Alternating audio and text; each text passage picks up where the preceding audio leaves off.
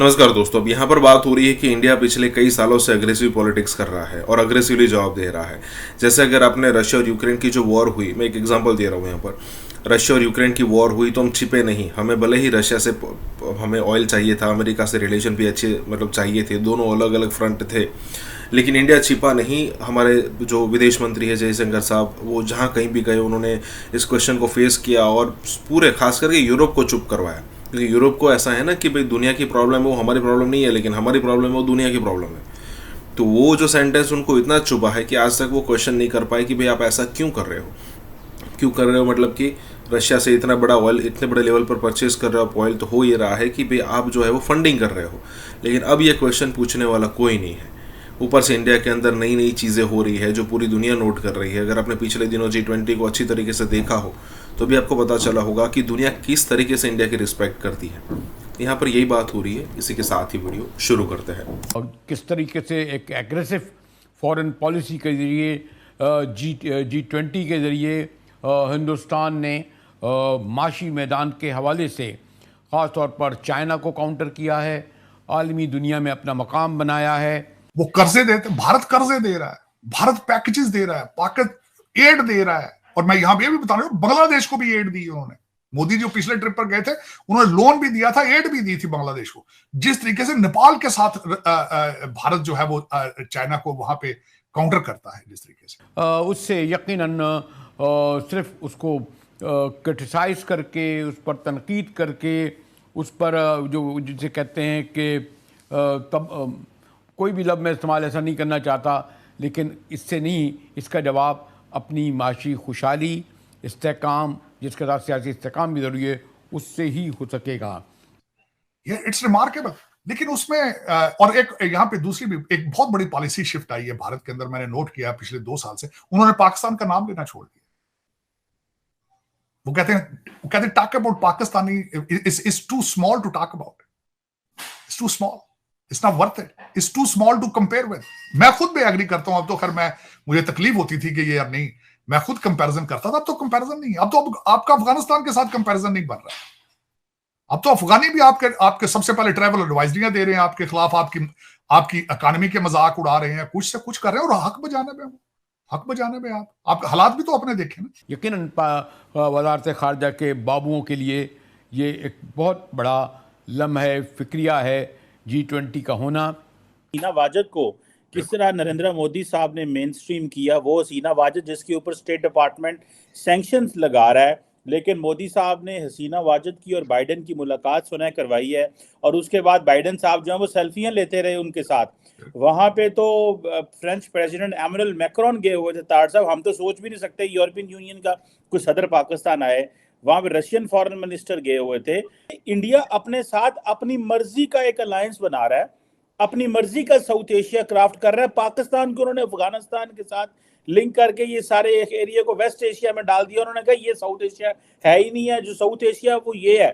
जिसमें अमेरिका तो था ही, लेकिन हमारे ब्रादर इस्लामी मुल्कों ने भी इसमें बड़ी पैमाने पर शिरकत की।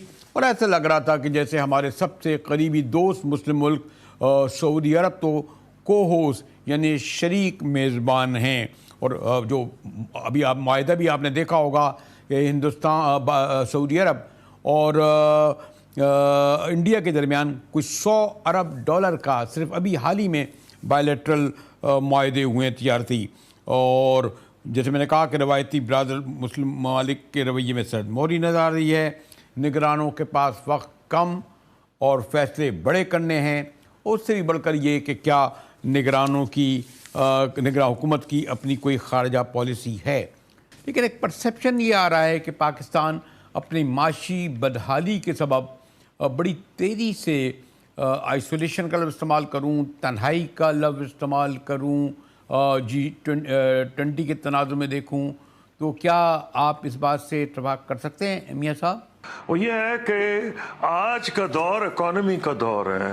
ये जो बड़ी बड़ी जो पावर्स थी जो दुनिया को डिवाइड करती थी कि जी हमारा साथ दो या दूसरे का साथ दो, आज राइज ऑफ मिडिल पावर्स है। ये मिडिल पावर्स में हमसे भी कमज़ोर माशी तौर पर इजिप्ट जैसे मुल्क भी शामिल हैं। तो पॉइंट ये है कि जितनी बुरी तरह से हमने अपने आप को मैनेज किया है, दूसरों ने नहीं किया।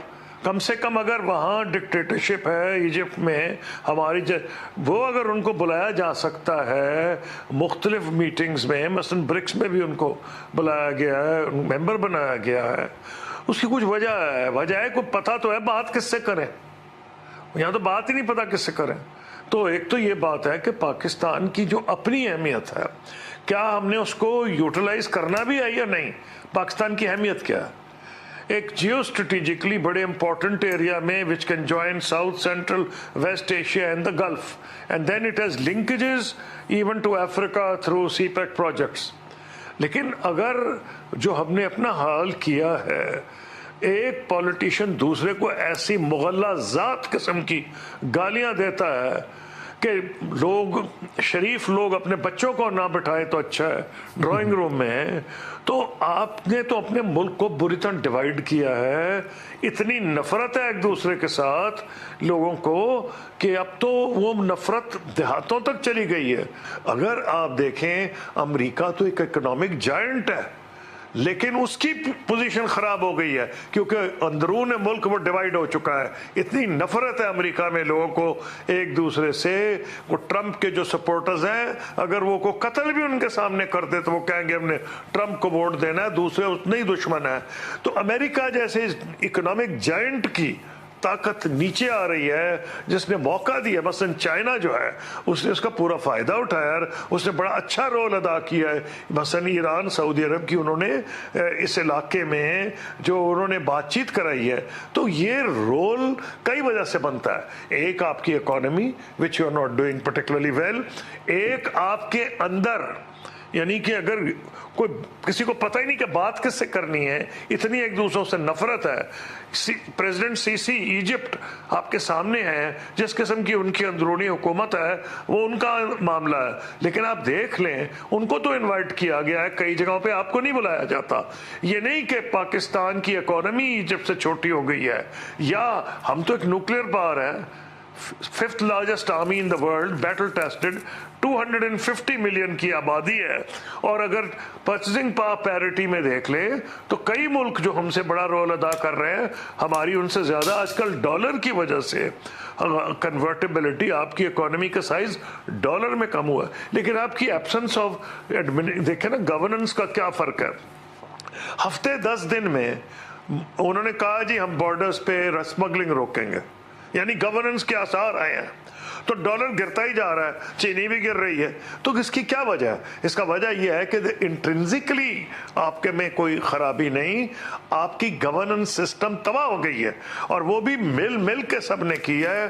पुलिस को यूटिलाइज ऐसे किया जैसे उनके जाती मुलाजिम हो। सिविल सर्वेंट्स को जो गारंटी दी गई थी वो 1970 से लेकर अब तक हर पॉलिटिशियन ने कोशिश की है कि उनको जाती मुलाजिम बनाए, उससे आप सबक सीखें। तो इसलिए जब आप बात करते हैं कि आप पाकिस्तान आइसोलेटेड है या नहीं है, पाकिस्तान इस आज उसकी ध्यान ही नहीं है इंटरनेशनल रिलेशंस की तरफ। जो हमारे दौर में मैंने देखा था कि वो ये था, हम प्रोएक्टिव थे फॉरेन पॉलिसी में, हम लैटिन अमेरिका तक जा रहे थे, ब्राजील, अर्जेंटीना, मेक्सिको। यहाँ तो किसी को अपने साथ वाले मुल्क की होश नहीं। और ख़ास तौर पर जैसे मैंने कहा कि जो हमारा माशी बहरान है उसका ज़्यादा इम्पैक्ट जो है वो हमारी फ़ॉरेन पॉलिसी पड़ रहा है। जैसा कि मैंने बहुत मोहतात अल्फाज में कहा कि हम आलमी तन्हाई का शिकार हो रहे हैं। एक तो इंटरनल अदम सियासी इस्तेहकाम, उस पर माशी बदहाली, जिसका सबूत ये है कि G20 यानी दुनिया के 20 बड़े माशी तौर पर बड़े जो रखते हैं मईशत, और उनका मेज़बान इंडिया बना। और उससे भी ज़्यादा जिसे कहें कि अफसोसनाक अमर यह है, अफसोसनाक अमर क्या क्यों जाए, एक रियलिटी है कि ब्रादर इस्लामी मुल्कों ने उसमें बढ़ चढ़ कर हिस्सा लिया, और अभी तक हमारे लिए वक्त नहीं है उनके पास